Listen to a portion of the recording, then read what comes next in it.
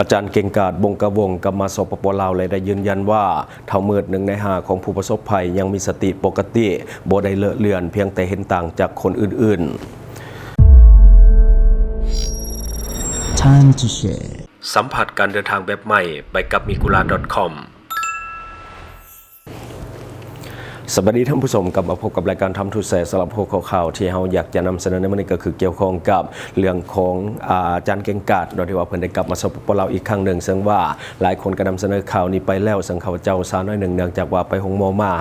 ก็คืออาจารย์เก่งกาจบงกระวงกลับมาสปปลาวอีกครั้งหนึ่งแล้วก็ยืนยันว่าเท่ามืด1 ใน 5ของผู้ประสบภัยยังมีสติปกติบ่ได้เลอะเลือนอย่างที่หลายคนกล่าวหาและก็เพียงแต่เห็นต่างซื่อๆจากคนอื่นๆเนาะนับว่าเป็นสายสัมพันธ์ที่ว่ายังแน่วแน่ระหว่างอาจารย์เก่งกาจบงกระวงและก็ทีมกู้ภัย5 คนที่ว่าติดถ้ำอยู่ที่เมืองลองแจ้งและในวันนี้อาจารย์เก่งกาจได้กลับมาเยี่ยมยามเมืองลองแจ้งอีกครั้งหนึ่งและก็บ่ลืมที่จะไปหาลูกศิษย์คนสนิทอย่างเท่ามืด1 ใน 5ของผู้ประสบภัยที่ว่าติดถ้ำซึ่งก่อนหน้านี้เท่ามืดแมนได้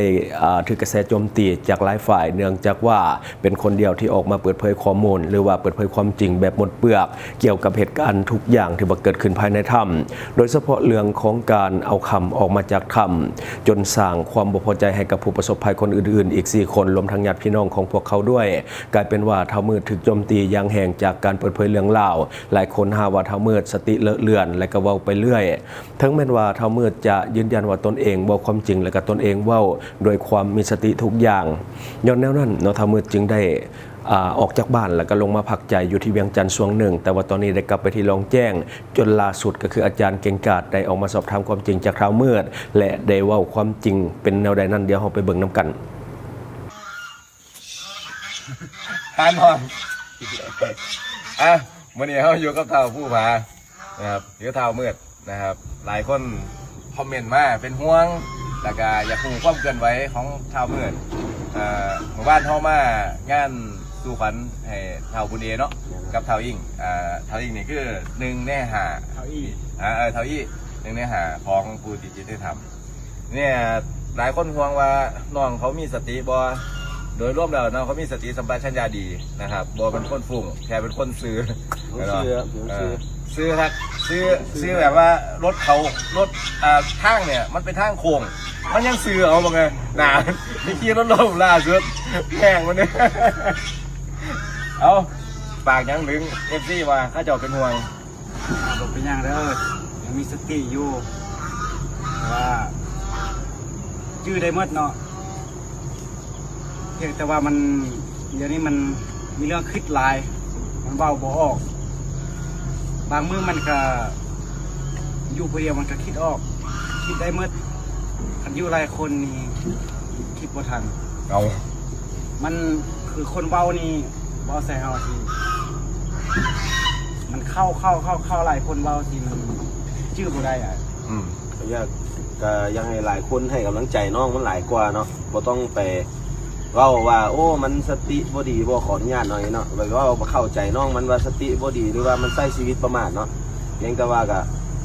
น้องมันเป็นคนซื่ออีหลีเนาะต่างแต่ว่าสติทุกอย่างดีเบิดเนาะเฮ็ดกินก็แซ่บเนาะแล้วก็โดยรวมแล้วก็คือบุคลิกคาแรคเตอร์ของน้องมันเนาะเป็นแบบนี้ซื่อๆเนาะแต่ที่จริงก็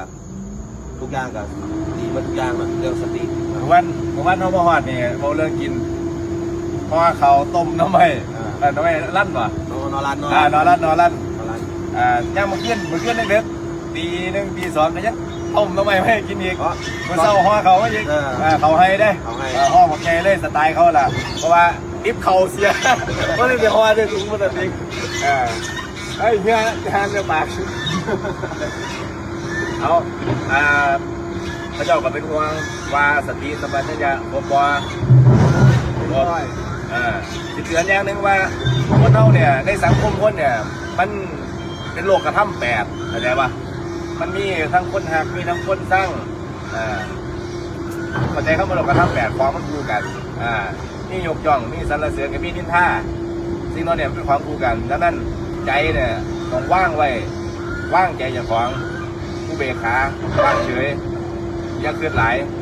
ถ้าจะเคลื่อนไหลคิดแต่สิ่งที่มันดีๆแล้วก็ใช้ชีวิตเนี่ยให้มันมีสติใช่ปะมันคือ เห็นมันขี่รถแล้วมันใส่ชีวิตคือหมีแพนด้าขึ้นไปยอดแล้วก็โดดลงมาคือยังว่ายานตายเนี่ยก็สิว่าจังได๋ล่ะปั๊บปุญญาความไหมพอพี่น้องกองไปก็เจ้าก็เป็นห่วง ไว้ เนี่ยโดยรวมแล้วเพิ่นเป็นห่วงนะเพิ่นเป็นห่วงเด้อห่วง เข้าใจว่าเฮา ยังเข้ามาเสียงวันนี้ยินเสียงรถ แม่นแต่ว่าประเทศลาวต่างประเทศว่าทั่วโลกเป็นห่วงเฮาเฮาใช้ชีวิตเฮาก็มีสติเฮ็ดหยังเฮาก็คิดฮอดแต่เขาทำท่านถ้าทำเขาบ่ได้คิดปล่อย เห็น ว่า ปะเห็นไหมขนาดว่าคิดพอดเรื่องธรรมะแล้วก็กล้าที่จะไฟกับอาธรรม ตะเกียนน้องบ่เคยเข้าวัดเลย ว่านับถือศาสนา มีสเตียน ศาสนาได้ก็ดีมั้ยว่าสอนให้คนเป็นคนดี ดีแล้วไป ดียัง นี่ ดีแล้ว แล้วตอนนี้เขาวัดละ เข้าวัดแล้ว อ่า เข้ากันยังแบบอายแดง อายยัง มันคนบ่เคยเข้าถ้าก็หลังจากเรียนที่ทำมาแล้วก็ลงเรียนถ้าก็เข้าวัดเจอท่านนิด แล้วตอนเขาทำแรกๆว่าอายทำป่ะ มันรู้สึกยังไง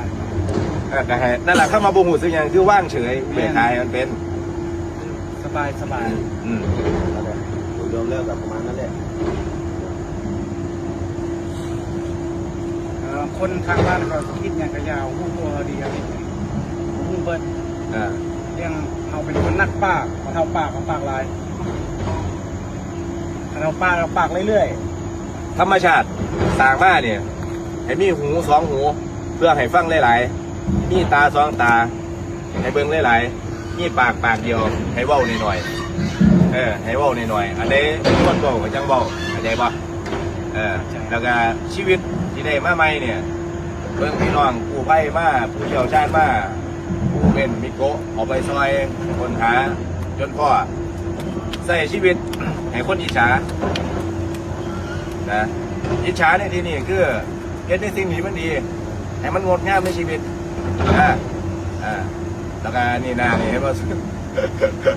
มันเสือย้อนว่าทางโค้งมันกับบ่โค้งแต่มันเลื่อยไปเลยมันเสือไปเลยตรงดีๆนี่ ๆถ้าขี้ต้ม ไอ้ตรง คิดว่าแม่นทางย่างแม่นเรื่องหินเหิบมันเป็นคุ้มแดเป็นทางย่างแดแล้วฝนตกแล่นไวแด เอาบอกเอฟซีด้วยเฮ็ดจังไดบัดนี้บ่ต้องห่วงบัดนี้ว่า ขอบใจทางพ่อแม่ประชาชนทางการนำทั่วประเทศต่างประเทศในประเทศทั่วโลกนั่นแหละขอบใจที่เป็นห่วงตอนนี้ผมเป็นอย่างแล้วชื่อมันทุกอย่างสติเต็มร้อยขอบใจเด้อที่เป็นห่วงพาเกิดใหม่ขอบใจเด้อ เอาเบิ่งอันสุดท้ายไปสักยันบ่ได้บอกว่าอันยันตัวนั้นเนี่ยเอาเขียนใส่เสื้อให้เห็นป่ะตัวที่2กันป่ะ การสีขาว คือจังไดคือไปสัก มันบู๊อ่ะมันคือว่าอยากซัก อยากนี่เข้ามาอยากนี่อยากแบบไหนเพราะยังคืออยากสัก คิดว่าคือตามกระแสข่าวครับย่านเขาคิดเครื่องใส่ อ๋ออยากเรียนเครื่องใจกัน เขา ของ เขาก็ซักมาเป็นคติเตือนใจ ไหนเอาโชว์ด้วยวันนี้เห็นอยู่นี่ป้าท่านเห็นอยู่ ตายกับหลานมันขึ้นไปทุกขับแบบหน้าแห้งเลยรู้กันบ้าน อ่ะเปิดแล้วครับ เอาเบิ่งเด้อว่าคลิปมันมาตอนเนี่ยมึงเบิ่งมันใส่หัวไล่เส้นมึงเหรอไอ้นั่นเนี่ยซึ่งว่ามึงไงเอาจริงๆแล้วก็บ่อยากให้ซักดอกมันหกร่างกายนี่ตัวห้องก็มีรอยสักเลยเด้ เขาก็หูมันจิบ อุ้ยมันเขาอินเตอร์นี่วะ อันนี้ไม่ได้ใส่บาแขนนะใส่บาแขนใช่อย่างนะ แต่ลองยกปลาแขนขึ้นมา เดี๋ยว ด้วย นี้นะ แต่เอาปลาได้เดียว บาจะได้ เอาปกติแล้วก็ว่าอยากให้ซักของดีให้มันดีอยู่ในตัวในใจเข้าใจว่าแต่ว่าซักแล้วรักษาได้บาดเนี่ย แต่อันนี้ในความคิดน้องมันก็คือว่าอยากปกป้องตัวเองมันก็เลยซักไปเนาะแต่ว่าส่วนโดยรวมแล้วการซักก็คือเป็นศิลปะอยู่อย่างหนึ่ง หาที่พึ่งทางจิตใจอันนี้ว่า แต่ว่าคันหลีกเลี่ยงได้อินเตอร์แนะนำมาให้หลีกเลี่ยงเลยเนาะเรื่องการซักลาย เอาล่าสุดถูกไปลงมาเหมือนกันวะถูกไปลงสีว่าเพราะยังนะครับซักไล่เนี่ยบ่ได้บุรีนะครับพอทุกคนมีคุณค่าในชีวิตของเจ้าของอันนี้ นะโมพุทธายะนะมาพัฒนาพัฒนาพัฒนาพัฒนานะมาอุนี่ลงใส่นะ อันนี้เด้อันนี้ไม่หยังนี่ อันนี้ไล่เส้นถึงชั้นนี้ก็ละสินเอาอ๋ออ่างก็เป็นยังสั่นปะชัว จานเด้จอด ตุ้มที อ๋อ ทักปันนี้ตุ้มสร้างระบบเบิ้ง ตั้งเลยตุ้มเอาทักษะไว้ให้ดีน้ำลึกถึงคุณพระพุทธคุณพระธรรมคุณพระสงฆ์เหนือสิ่งอื่นใดคือคุณพ่อคุณแม่แล้วก็คุณงามความดีก็เฮ็ดต่อไปเด้อเอาอันขอบคุณพี่น้องกองไปมัน หันหน้ามาจะไป อย่างเสื้อความดี จะไปย่ำเนาะเพื่อนเฮ็ดกินแซ่บหลายเด้อน้องมันขอได้เห็นหน้ามันเฮ็ดกินมาให้ตลอดเลยเนาะน้องครับเนาะแล้วเฮ็ดกินแซ่บอีก เดี๋ยวฟังยังไงเอาวะ ตาบ่มีหยังนะเป็นห่วงเท่านั้นแหละ แล้วก็มอไซค์เฮ็ดไฟแห่งมันดีๆมันไฟแต่งลบอยู่ ยางหัวแหละกินมันคาดมันกับทรายมันคาด มือเลย โอ้ยชีวิตเดี๋ยวเราเอา ผู้ว่าเลยไปบ๊ายบาย เป็นยังเด้อพี่น้อง เป็นรอยแล้ว และที่ผ่านไปก็เป็นคลิปที่หลายคนกำลังให้ความสนใจในโลกโซเชียลในปัจจุบันเนื่องจากว่าเป็นการกลับมาเล่าแบบลับๆสงวนบริเปิดเผยก่อนแต่ว่าลับก็คือบลับเพราะว่ามีคนหูจักแล้วก็มีการอัพลงในโซเชียลก่อนหน้านี้แล้วคือโดยส่วนตัวข้าพเจ้าเข้าใจความรู้สึกทั้ง5คนเพราะว่าพวกเขานี่คือแบบเสียดความตายมาแล้วนั่นแหละก็เหมือนว่าได้เกิดใหม่แถมว่าเกิดมาใหม่แล้วได้เป็นที่รู้จักของสังคมแล้วก็มีชื่อเสียงในสังคมด้วย คือการปรับตัวมันอาจจะยังบ่ทันกับการเป็นที่รู้จักบางทีอาจจะมีการแบบเลิงไปแน่หรือว่าอาจจะมีการลงบางสิ่งบางอย่างไปหน่อยหนึงนอกก็คือหลายคนอาจจะได้เห็นในโซเชียลของพวกเขาจะได้ก็ตามขอให้ทุกคนมีชีวิตที่ดีต่อจากนี้แล้วก็รักษาความสัมพันธ์ระหว่างผู้ที่ว่าช่วยเหลือเฮาแล้วก็คนที่ว่าอยู่ในธรรมนำกันเนาะให้เป็นมิตรภาพที่ดีต่อกันแล้วก็อยู่แบบนี้ตลอดไปเนาะอันนี้ก็คือสิ่งที่เราเก็บมาเล่าสู่ฟังในมื้อนี้แล้วก็ขอฝากหน่อยหนึ่งสำหรับทางใดที่ว่ามีแผนจะมาท่องเที่ยวสปปลาวในปัจจุบันแต่ว่ายังบ่มีข้อมูลการท่องเที่ยวเราอยากให้ศึกษาก่อนจึงเข้ามาเพราะว่าสามารถป้องกันเรื่องของมิจฉาชีพที่อาจจะเอาเปรียบเฮาได้ซึ่งท่านสามารถเข้าไปเช็คข้อมูลได้ที่ migula.com ซึ่งท่านจะได้ทุกอย่างที่ท่านต้องการบ่ว่าจะเป็นข้อมูลเรื่องของสถานที่ท่องเที่ยวใหม่ๆในสปปลาวข้อมูลอาหารต่างๆข้อมูลสถานที่บ้านพักโรงแรมข้อมูลเรื่องของการเช่ารถและก็ข้อมูลเรื่องของพนักงานนำเที่ยวซึ่งท่านสามารถเข้าใจง่ายๆโดยอีเมลหรือว่าโซเชียลมีเดียของท่านตัวอย่างคือ Facebook สามารถสมัครเข้าได้ทันทีซึ่ง migula.com บริการให้ท่านฟรี 100% ท่านที่ว่ายังสมัครบ่เป็นสามารถกดเข้าเบิ่งคลิปอยู่ภายใต้คอมเมนต์ของเฮาได้เลยและทั้งหมดก็คือสิ่งที่เฮาเก็บมาเล่าสู่ฟังหวังว่าท่านจะได้รับสาระดีๆสำหรับท่านที่ว่าเบิ่งรายการเฮาอยู่คิดเห็นจะได้กับสิ่งที่ว่านำเสนอไปก็อย่าลืมฝากไว้ภายใต้คอมเมนต์ของเฮาและข้าพเจ้าจะเข้าไปอ่านด้วยตนเองขอขอบใจ ช่องทางที่คุณสามารถรับชมข่าวสารจาก Time to Share Studio Fanpage Time to Share Laos YouTube Time to Share TikTok Time to Share Laos Facebook สิงห์ดาราสายลินอยู่เมืองลาวใช้แต่เงินกีบลาวและส่งเสริมผลิตภัณฑ์ภายในเพื่อลดพรการนำเข้าสินค้าและแก้ปัญหาเงินตา Subscribe for more video